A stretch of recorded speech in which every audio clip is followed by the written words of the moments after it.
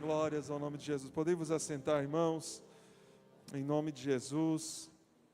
Se você puder, abra sua Bíblia no livro de Juízes, capítulo 6. Glória a Deus. Eu quero ser breve, irmãos.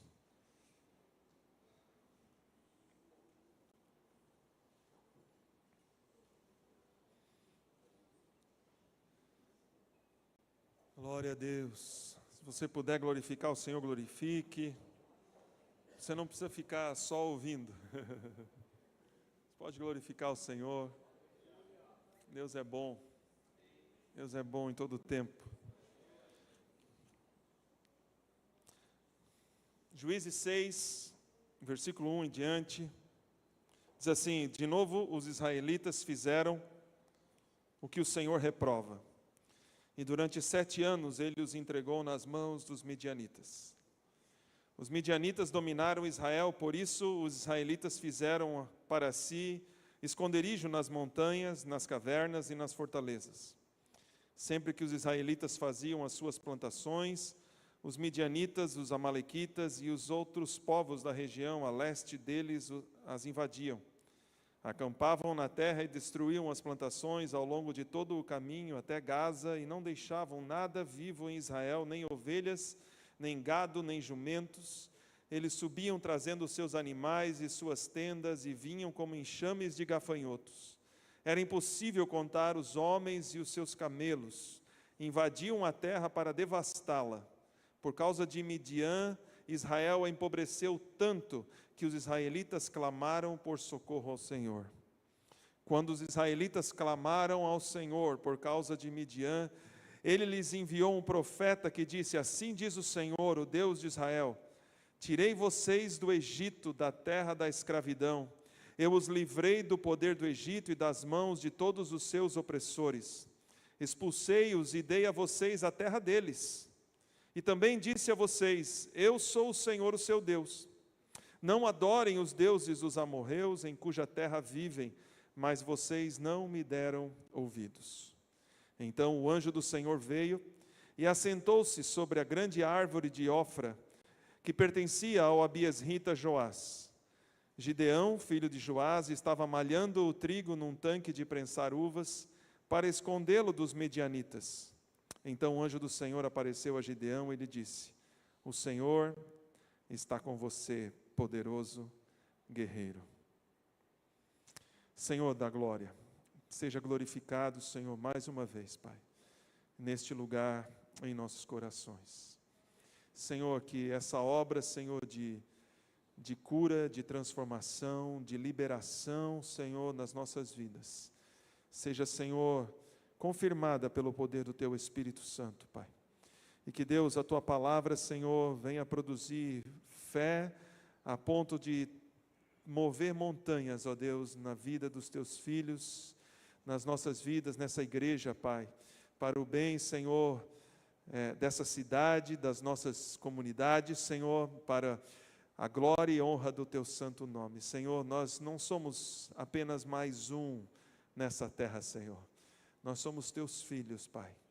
Aleluia. E nos movemos pelo Teu Espírito Santo. Em nome de Jesus, Senhor, nós oramos. Amém. Amém. Glória a Deus. Irmãos, é incrível quando a gente lê muito acerca do Velho Testamento, desde que o povo de Israel ele é liberto do Egito, e os anos que eles passam, 40 anos perambulando, né? Vagando pelo deserto, por causa de sua desobediência. Aí Deus, ele permite, pela fé daqueles que estavam ali, de receberem a palavra de Deus, de irem lutar por aquilo que Deus havia prometido. Isso é algo importante, irmãos, que a gente tem que entender. Deus, ele promete coisas para nós, amém? A palavra dele está cheia de promessas para nós, mas nós precisamos lutar por essas promessas. Nós não ganhamos as promessas na força do nosso braço, mas é pela disposição e pelo posicionamento que nós temos em face às promessas que Deus nos dá, amém, queridos? Então, quando Deus tem uma promessa para nós, irmãos, nós precisamos crer aquilo, levar aquilo para o coração e caminhar como se essa promessa já fosse nossa. Porque isso é a fé. Hebreus capítulo 11 fala que a fé é a certeza das coisas que nós não vemos. Então não está aqui, irmãos, não está nas minhas mãos, mas pela fé eu vejo a promessa de Deus concretizada em nossas vidas, em minha vida. E é assim que nós devemos ter. Então o povo de Israel, ele creu numa promessa de Deus, e porque eles creram, eles lutaram por essa terra, e pela graça de Deus, pelo poder de Deus, pela mão de Deus, Deus conquistou essa terra por eles, né? Para eles, entregou nas mãos deles. E nós vemos ali que Josué, no final de seu chamado, de seu ministério, de sua liderança, ele faz um voto com o povo, ele se posiciona como homem, ele, né, como a família dele, dizendo: eu e minha casa serviremos ao Senhor, que nós conhecemos esse versículo, né? Quanto a mim, eu e minha casa serviremos ao Senhor. Josué, ele não vive eternamente, né? Todos os líderes, todas as pessoas dessa terra, elas vêm, por mais bênção que elas sejam, nos deixam um legado, mas elas vão e partem, e passam adiante. E quando nós entramos no livro de Juízes, que é depois da liderança de Josué, então nós temos aí Moisés libertando o povo da escravidão do Egito. Moisés passa, Josué entra, Josué passa, e aí nós vemos que o povo, ele passa a ser liderado por juízes. Por isso o livro se chama Livro de Juízes. E se você vê, o povo de Israel aqui, ele vive num alto e baixo, num vai e vem, num ioiô, né? Uma hora estão servindo ao Senhor e outra hora não estão servindo ao Senhor. Vem a dor, vem a perseguição, vem a escassez, vem os problemas. Eles clamam a Deus, e Deus levanta um líder, levanta um homem, uma mulher. Até no caso aqui nós temos a vida de Débora, que se levantou como uma juíza, né? E Deus usou a vida dela. E o povo então, eles experimentam uma paz, experimentam a bênção de Deus, a libertação de Deus, e aquilo ali fica, sei lá, parece que fica muito familiar. Contamos com aquilo, não damos mais atenção para as coisas, e daí o povo faz o que não é bom aos olhos do Senhor novamente, e eles passam por problemas, passam por perseguições. Aí Deus levanta mais um juiz, levanta mais um líder, levanta mais uma pessoa, conserta o povo de Israel, o Senhor liberta o povo, depois o povo volta de novo. E como nós lemos aqui, no caso de Gideão não foi diferente. Versículo 1 diz assim, que nós lemos Juízes: de novo os israelitas fizeram o que o Senhor reprova. De novo. Então você vê que não há uma constância, mas há uma constância de alto e baixo. Está aqui, desce. Está lá embaixo, clama e sobe. Irmãos, e muitas vezes em nossa vida, talvez a nossa vida não é assim, né? Mas nós passamos por isso, amém? Nós passamos momentos de lutas, momentos de dificuldades, momentos que fazem-nos com que nós venhamos a refletir a posição que nós temos, a situação em que nós estamos. Faz a gente fazer um inventário, né, daquilo que tem no nosso coração, se estamos realmente dando atenção para as coisas de Deus ou não, se estamos andando nos caminhos do Senhor ou não. Mas nós vemos aqui, irmãos, que há uma coisa tremenda em meio a tudo isso. Porque o que o povo de Israel está fazendo não é certo e não é correto, e obviamente nós não queremos isso. Eu não quero isso para mim, eu não quero viver uma vida de alto e baixo. Mas tem algo tremendo que é revelado neste livro acerca do caráter de Deus para com o seu povo. Porque o povo, ele clama ao Senhor, e o que o Senhor faz? O Senhor liberta eles, irmãos. Olha que tremendo isso, irmãos. E nós vemos isso, que Deus, ele é um Deus que ele vem ao resgate daqueles que clamam a Ele. Deus, ele vem ao resgate daqueles que viram o seu rosto para Ele mais uma vez. Deus vem ao resgate daqueles que estão buscando a Ele, irmãos. E isso aí é tremendo, irmãos, porque nós não precisamos andar sós, nós não devemos andar sós. E no momento da angústia e da aflição, o nosso lugar deve ser um lugar de clamor a Deus, amém? Clamor ao Senhor. Quando os israelitas clamaram ao Senhor por causa de Midian, Deus enviou um profeta para eles. E Deus enviou um profeta para dizer para eles o que eles estavam fazendo de errado, para mostrar o ponto que eles precisavam se converter, para mostrar a situação na vida deles aonde eles precisavam prestar atenção e sair daquela posição de pecado, da posição do problema, da posição da falta de fé, seja lá qual for o problema. Mas Deus, Ele aponta. Por isso que eu falei, irmão, se Deus tem trazido algo ao teu coração, se Deus tem mostrado e revelado, não é sem propósito isso, é com propósito, porque Deus quer chamar a nossa atenção, irmãos. Porque certamente, nós aqui, estamos aqui, porque estamos buscando ao Senhor para as nossas vidas. Queremos o Senhor para as nossas vidas. Talvez se você não tenha nenhum problema, ou não está pedindo nada ao Senhor, mas você está aqui porque você entende que você depende do Senhor para você. Você sabe que você não pode andar sozinho, você sabe que você não pode andar na força do seu braço, você sabe que essa vida, nós não conseguimos vencê-la só. Nós precisamos do Senhor. Jesus veio para isso, eu sou o caminho, a verdade e a vida, ninguém vem ao Pai senão por mim. Quem vai a Deus a não ser por Jesus Cristo? Ninguém pode ir, Jesus falou isso, ninguém vem ao Pai a não ser por mim. Então quando os israelitas clamaram, Deus respondeu. E Deus fala qual é o problema deles, né? Olha, eu tirei vocês do Egito, da terra da escravidão, livrei do poder do Egito, das mãos de todos os opressores, expulsei-os e dei a vocês a terra que era deles. E é isso que Jesus fez, que Deus fez por eles. Mas eles estavam sendo oprimidos novamente. E você acompanhou a leitura que nós fizemos ali. Eles fizeram casas para si em esconderijos nas montanhas, nas cavernas e nas fortalezas, irmãos. O povo de Israel, gente, isso é tão incrível. Porque Deus deu uma terra para eles que emana leite e mel, e agora eles estão vivendo em caverna. O que se produz numa caverna, irmãos? O que se produz numa encosta de uma montanha? Não se produz nada. É um lugar de esconderijo, é um lugar que... Por que é um esconderijo, irmão? Porque ninguém quer ir lá. Só vai quem sabe o caminho. E Deus não quer que você se esconda. Deus não quer que você viva escondido. Deus não quer você dentro de uma caverna. Deus não quer você dentro de um quarto escuro. Deus não quer ver você na escuridão das trevas. Deus não quer ver vocês, Deus quer você na luz. Deus quer você fora, Deus quer você diante dEle. Deus quer que a face dEle brilhe em você. Deus quer que a sua face esteja voltada a Ele.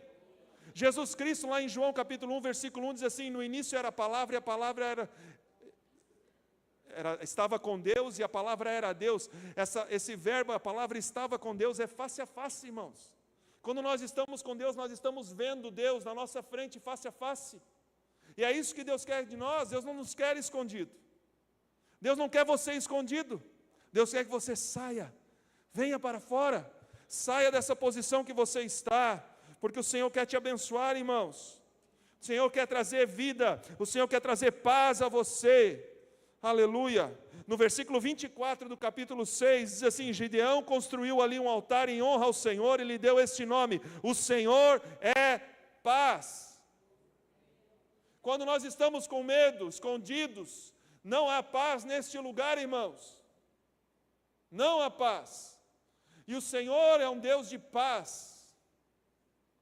O nome de Jesus Cristo, um dos nomes, lá em Isaías capítulo 6, Ele é o Pai da eternidade, Príncipe da paz. Jesus disse aos seus discípulos, deixo-vos a minha paz vos dou, e não vou-la dou como o mundo a dá.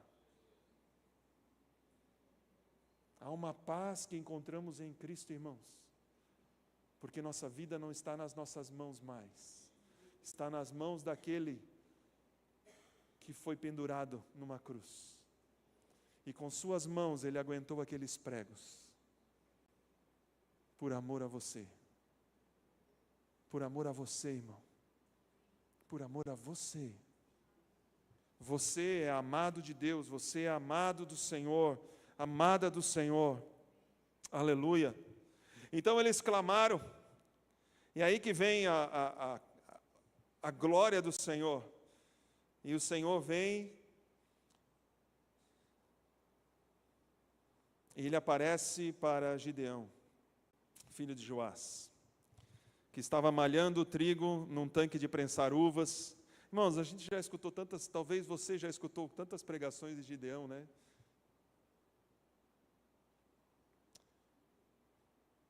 Para o benefício talvez de alguém que não ouviu, mas você malha trigo não num lagar para prensar uvas, irmãos.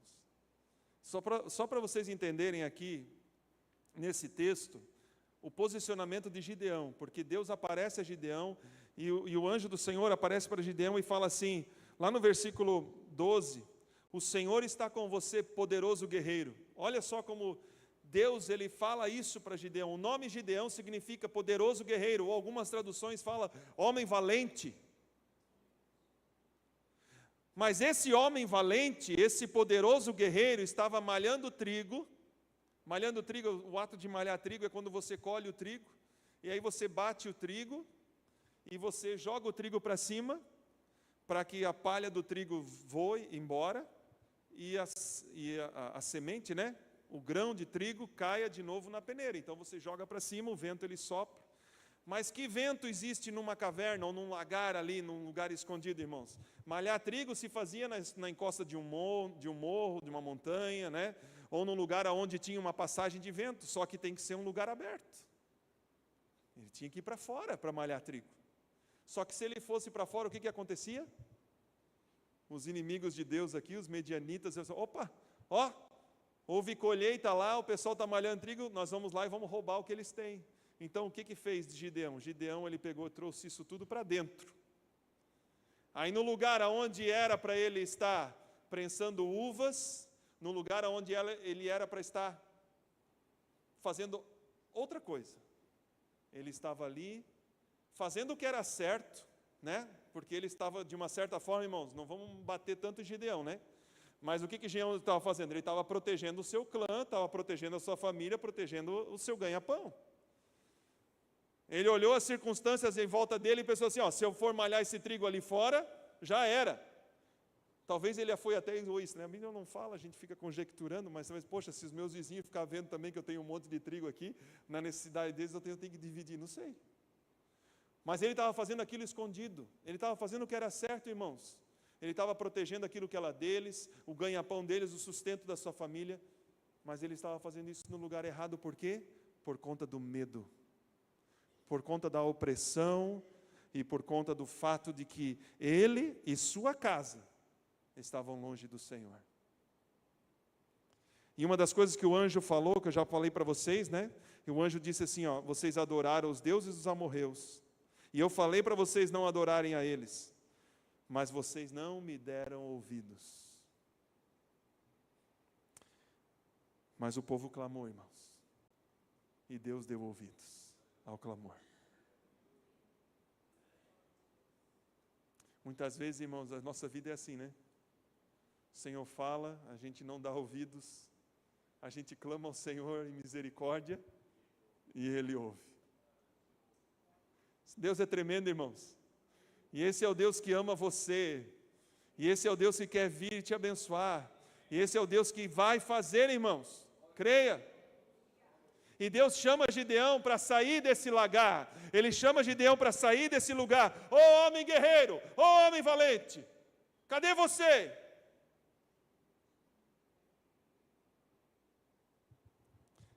Aí ele responde, né, nós não lemos, mas no versículo 13, Gideão responde ao Senhor, ele fala assim, ah, Senhor. Talvez no coração dele pensando assim, eu já até pensei nisso, já até refleti sobre isso, que esse aqui não é o lugar certo. Ah, Senhor, mas se o Senhor está conosco, por que está acontecendo tudo isso? Alguém já fez esse questionamento ao Senhor? Ah, Senhor, mas se Tu és comigo, Senhor, por que eu estou passando por essa dificuldade? Por que eu estou passando por essa necessidade? Oh, Senhor, se Tu és comigo realmente, se eu sou esse homem guerreiro, por que eu estou aqui com medo? Por que eu estou me acovardando diante das situações? O que pode vir contra nós que Deus não é maior para mudar, irmãos? Qual é o problema que pode vir sobre nós que Deus não tem condições de arrumar, de solucionar? Irmãos, quero falar algo do Senhor para você nessa noite. Nós sempre pensamos assim, e eu acho que sim, porque eu sou uma pessoa bem mediana assim, não tenho nada de especial, então se eu penso, eu acho que a maioria também deve pensar, né? Sabe aquela curva assim de probabilidade? Tem o pessoal que fica sempre bem pouquinho aqui, aí está todo mundo lá no meio, daí desce de novo, Deus, uns de QI gigantesco, né? Irmãos, quando vem uma situação, quando vem uma enfermidade, a gente pensa assim, Deus é capaz de mudar. Não é verdade? Deus é capaz de fazer. Mas crer que Deus é capaz de fazer é fácil, irmãos. Mas nós cremos que Deus faz? Realmente?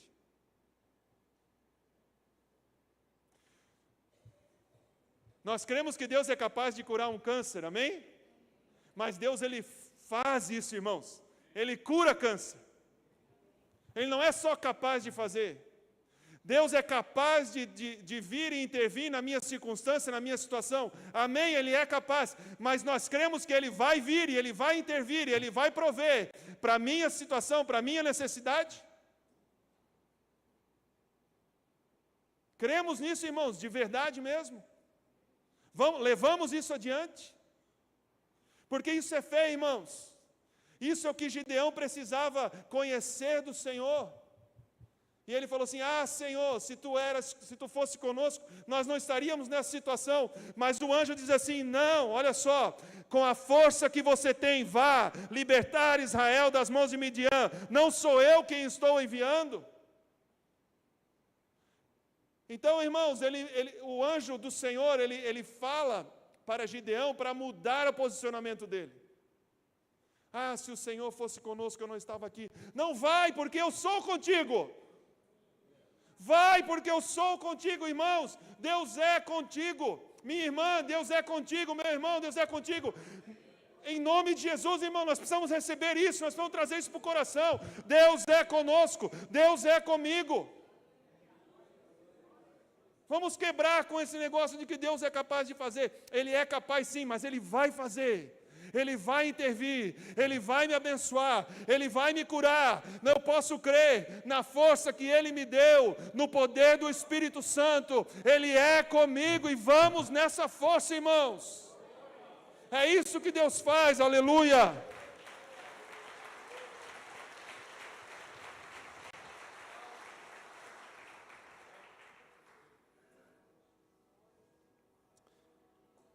E Gideão, de novo, ele fala no versículo 15, ele diz assim, Senhor. Tem gente que insiste, né? Eu sou assim, irmão, às vezes eu insisto mesmo. Já contei aqui o testemunho quando Deus falou conosco. Eu ouvi a voz de Deus 2 vezes, irmãos. A voz audível, né? 2 vezes. Uma vez foi para quando Deus precisou confirmar no meu coração de que eu precisava largar tudo e sair para a obra missionária. E a segunda vez foi quando Deus de novo pediu para que a gente largasse tudo e viéssemos para o Brasil novamente. Depois de estarmos fora já quase 13 anos praticamente. E eu lembro, irmãos, não vou entrar nos detalhes, mas eu lembro que quando Deus falou comigo, a segunda vez, para que nós voltássemos para o Brasil, viéssemos para o Brasil, eu cheguei para Deus e falei assim, Deus, isso não vai ser suficiente não, eu preciso de mais. Eu preciso de mais. O Senhor vai ter que falar de alguma forma diferente. Eu sei que foi meio ousado, irmãos, mas eu falei sem pensar para o Senhor. Para mim já estava mais do que bom o que Deus tinha falado. Mas eu falei para o Senhor na hora, Senhor, eu preciso de mais. Daí Ele falou bem assim para mim de novo. Ele falou assim, se tu precisa de mais, então eu vou te dar esse mais aqui, ó. E Deus confirmou, irmãos. Gideão ouviu tudo aquilo do Senhor e ele reclamou assim, Senhor, de novo. Mas ele de novo falou para o Senhor aqui, Senhor, como eu posso libertar Israel? Como eu posso fazer isso? O meu clã é menos importante de Manassés, e eu sou o menor da minha família. Ele literalmente chegou para o Senhor e falou assim: tu errou o endereço aqui. Tu devia ter ido para um outro guerreiro forte, grandão, né? Sei lá, mais corajoso. Talvez alguém que estivesse malhando trigo ali fora. Não eu aqui dentro, escondido, no meu canto, com o meu medo, com os meus problemas, com os meus choros. Não. Por que não pegou outro, Senhor? Quem sou eu? E o anjo fala o quê? O anjo, né? Irmãos, aqui o anjo e Deus, eles se revezam, né? Não é que se revezam porque são duas pessoas. O texto menciona anjo, mas esse mesmo anjo, depois o texto menciona como Deus também, tá? Então, eu estarei com você. Versículo 16, diz essa resposta: eu estarei com você. Nós não precisamos de mais nada, irmãos.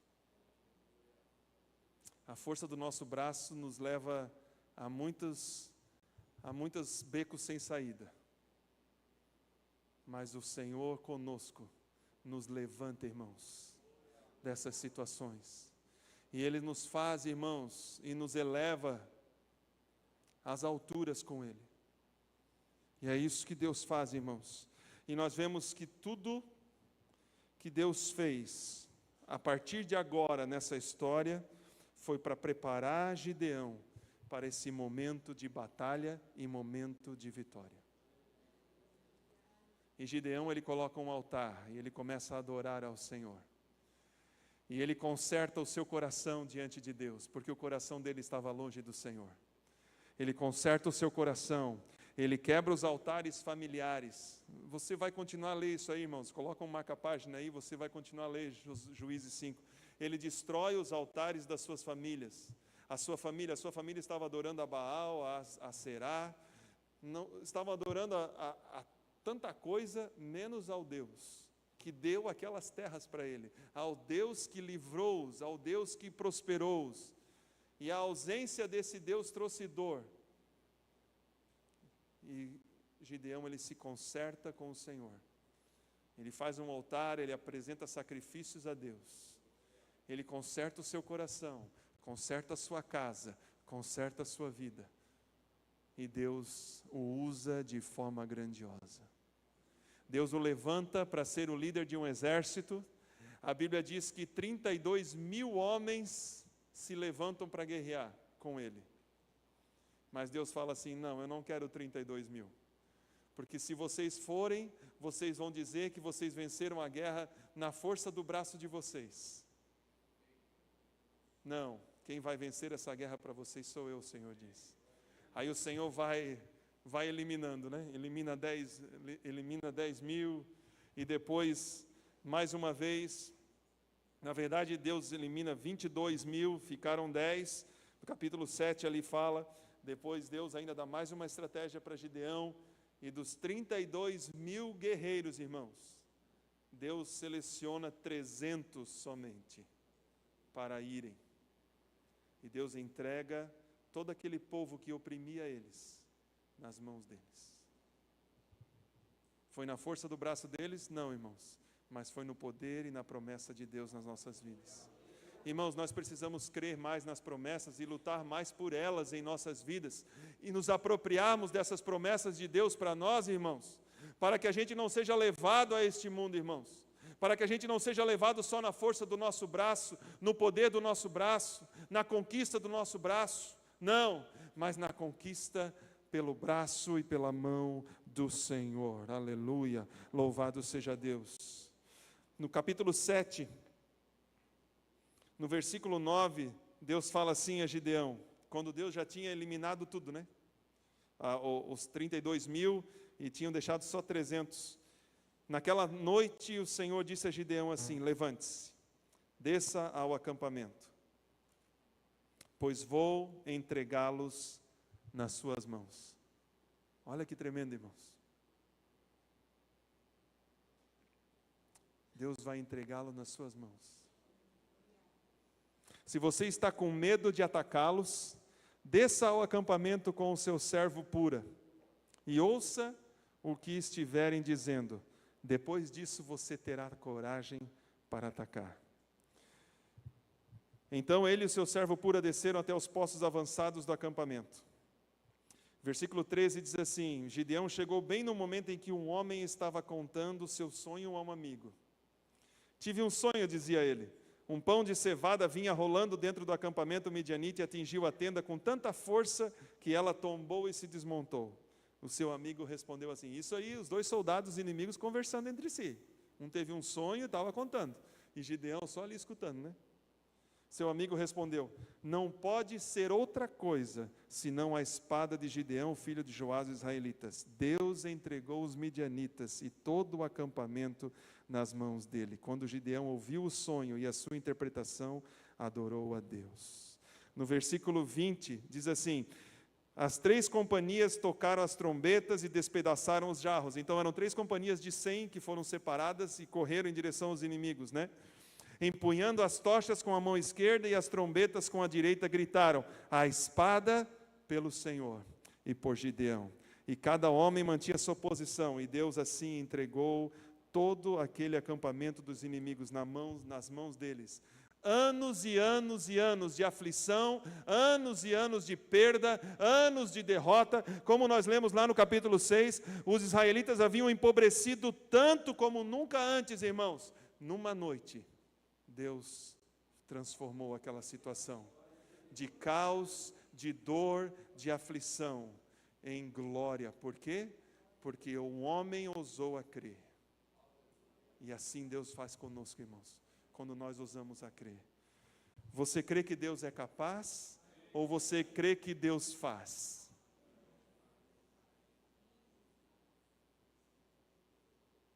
Crer que Deus é capaz, irmãos, é bênção. Começa por aqui, né? Nós precisamos crer que Ele é capaz, mas nós precisamos crer que Ele faz, irmãos.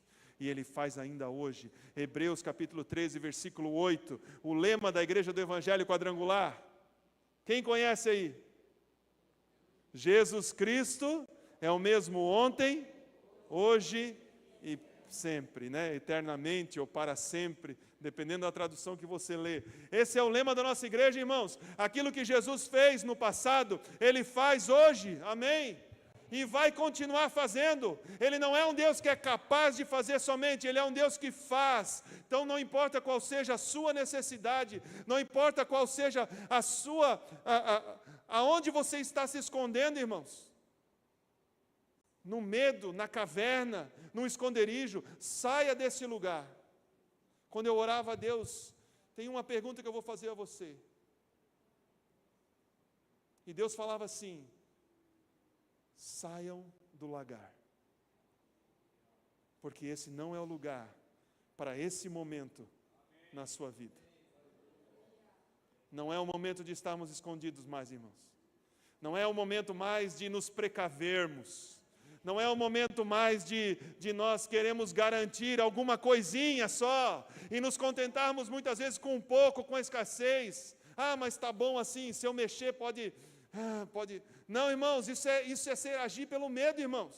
Uma coisa é termos cuidado, outra coisa é termos medo. E Deus está falando, irmãos, para você. Saia do lagar. Saia do lagar, porque esse não é o momento para estarmos no lagar. Não é o momento para temermos, não é o momento para nos escondermos, mas é o momento para sermos usados por Deus, é o momento para sermos valentes, como Gideão foi. Irmãos, nós falamos que Gideão foi valente, ele não foi valente porque ele quis, porque ele estava cheio de medo. Os portugueses falam isso, né? Estou cheio de medo. Estou cheio de medo. Nós não precisamos estar cheios de medo, irmãos. Nós temos um Deus que é poderoso para fazer infinitamente mais além de tudo que pensamos, que imaginamos, para a honra e glória do nome do Senhor. Não tenha medo da sua enfermidade, não tenha medo do diagnóstico, não tenha medo da situação que venha contra você. Deus não é só capaz de transformar isso, Ele vai transformar essa situação e vai usar a sua vida como usou a vida de Gideão, sim. Você que se diz pequeno, você que se diz incapaz, paz, sim, você, porque você se levantará diante de um Deus que é poderoso para fazer infinitamente mais. Aqui é um povo que crê, irmãos, aqui é uma igreja que crê, aqui é uma igreja que luta e crê nas promessas do Senhor, e nós nos apropriamos dela. Fique de pé, irmãos, fique de pé, eu quero convidar você para estarmos orando juntos, aleluia.